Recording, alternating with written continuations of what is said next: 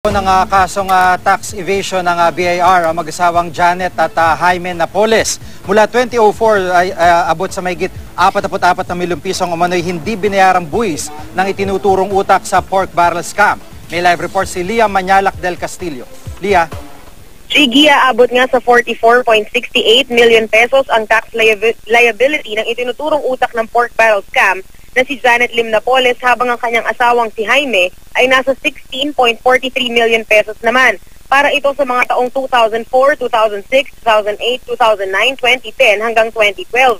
Noong taong 2004, mahigit 195,000 pesos lang ang idineklarang kita ni Janet Lim Napoles.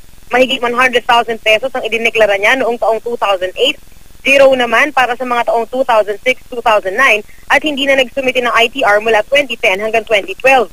Ang kanyang idineklarang negosyo sa mga ITR, merchandising of goods, na nakansela na rin noong taong 2010.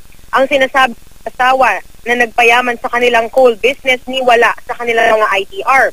Kumpara sa maliit na halagang idineklara nilang kita, milyon-milyon naman ang naitalang halaga ng mga nabili nilang pagmamay-ari, kabilang ang ilang condominium units, lupa sa Pangasinan at Kidapawan City, trans policies at club shares.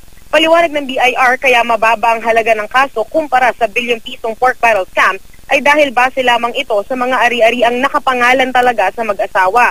Lumalabas nga na mula sa listahan ng 30 sasakyan na lumabas noon, 3 sasakyan lang ang nakapangalan sa kanila. Paliwanag ng BIR, patuloy pa ang investigasyon sa iba pang posibleng ari-arian ng mag-asawa na hindi sa kanila nakapangalan. Kasali na rin dyan ang sinasabing mga ari-arian nila sa ibang bansa.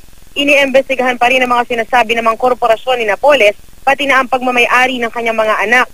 Tumanggi na Jiggy ang BIR na kumpirmahin kung iniimbestigahan na rin ang mga nadawit na mambabatas sa pork barrel scam. Ngayong naihain ang reklamo sa DOJ, aabangan na lang kung kailan magsisimula ang preliminary investigation dito. Jiggy?